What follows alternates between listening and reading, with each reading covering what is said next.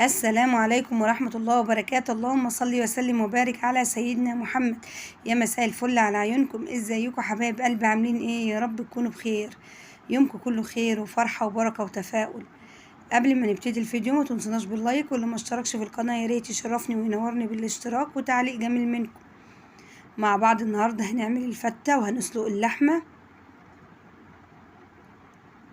كل سنة وانتم طيبين، مفيش عيد بيستغنى خالص عن الفتة. كل كده البيوت المصرية بتبقى عاملة فتة أول يوم العيد، قلنا نعملها مع بعض. كل سنة وانتم طيبين، يا رب يدوم عليكم الخير والصحة والعافية، وتتجمعوا دايما كده في الخير وتزيدوا وما تنقصوا منكم حد خالص.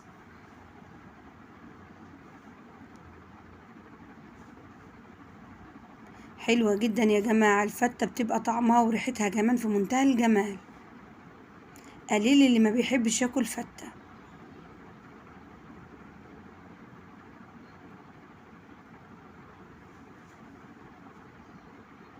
تقدري تسلقي اللحمة او تحمريها زي ما تحبي، في جميع الاحوال بتبقى حلوة قوي. هنقول بسم الله والصلاة والسلام على اشرف خلق الله، وندخل على بركة الله نبتدي الفيديو.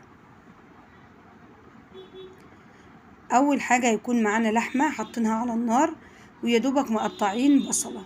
تقدري تنكهيها مثلا بحبهان او قرفة او ورق لوري، بس انا ما حبيتش يعني فخليتها زي ما هي. غليت كده مية ورحت، او لو عندك كتل مية تكون مغلية يا جماعة، وتنزلي بيها على ايه، على اللحم. هنسيبها تغلي بقى، ومن وقت للتاني بقى ظهر ريم ظهر اي حاجة بنتخلص منها.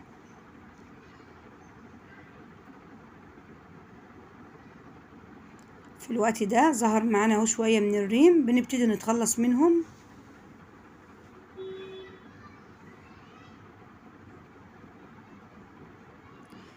بعد ما خلصنا كده، المهم بنجيب معلقة من الصلصة، وبنبتدي ايه نحطها برضو على الشوربة. ممكن تعصري طماطم فريش، طماطميتين وتحطيهم.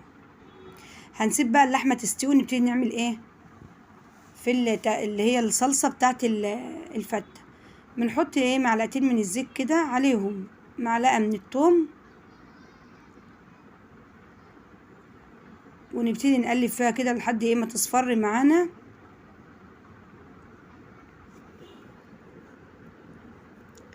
بنديها رشة من الكزبرة،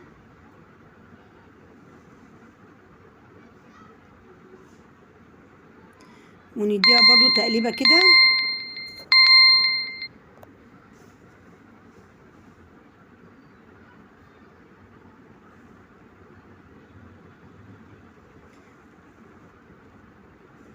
واحدة واحدة كده لحد ما تدينا اللون الذهبي الغامق شوية. في الوقت ده طبعا محضرين صلصة طماطم، اللي هو الطماطم الفريش، ومحضرين كمان خل، نديها طشة كده بالخل بتبقى ريحتها تحفة.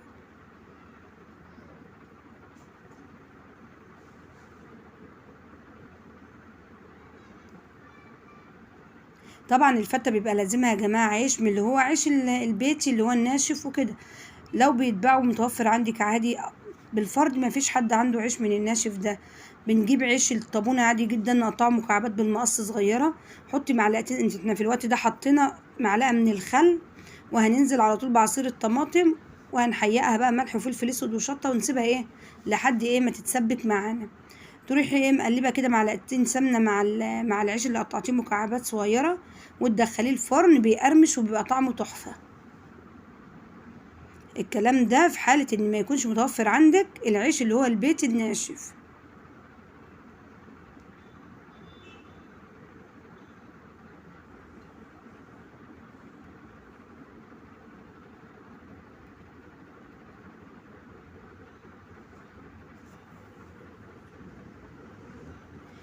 حطينا بقى التوابل، هنديها تقليبه كده ونسيبها لحد ما تتسبك معانا. نعمل بقى مع بعض شويه رز ابيض. حلة على النار، نحط فيها معلقه من السمنه،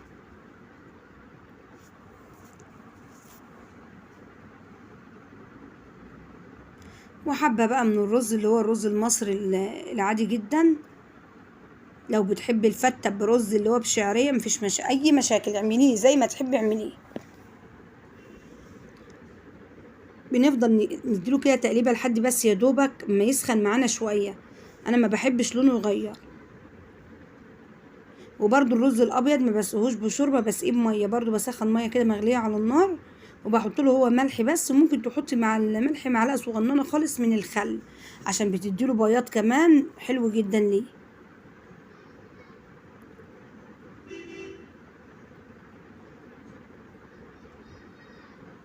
في الوقت ده بقى مسخنين الميه زي ما انتوا شايفين، اول ما بتنزل بيبقبق معانا بيبقى تحفه.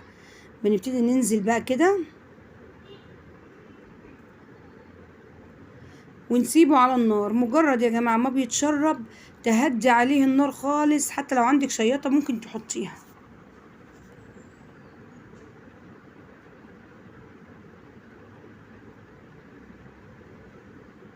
كده تمام.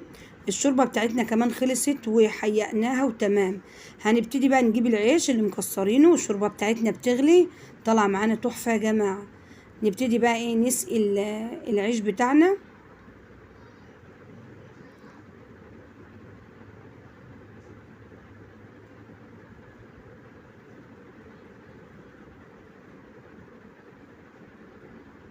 كده تمام، نديها كده كفايتها ونبتدي نغطيها لحد ما تتشرب معانا خالص.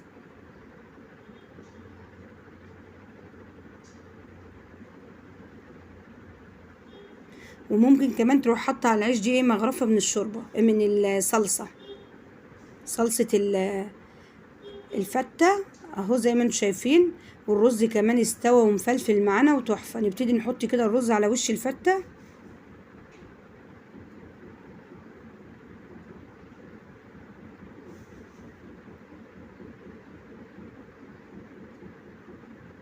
تمام، 10/10، طلعة حلوة جدا معانا يا جماعة.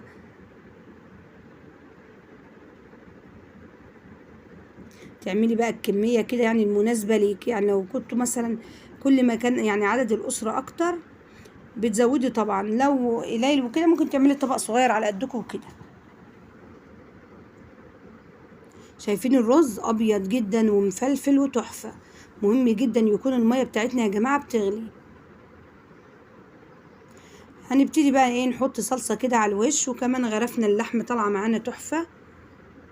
وهتاكلي احلى طبق فتة. كل سنة وانتوا طيبين وعيد سعيد عليكم يا رب، ويجي عليكم دايما الاعياد بالخير والفرحة، وتكونوا متجمعين في الخير وزايدين ومش ناقصين. بكده خلصنا وصفتنا. لايك بقى للفيديو. اسيبكم على خير واشوفكم على خير، والسلام عليكم. دمتم في امان الله ورعايته، مع الف سلامة.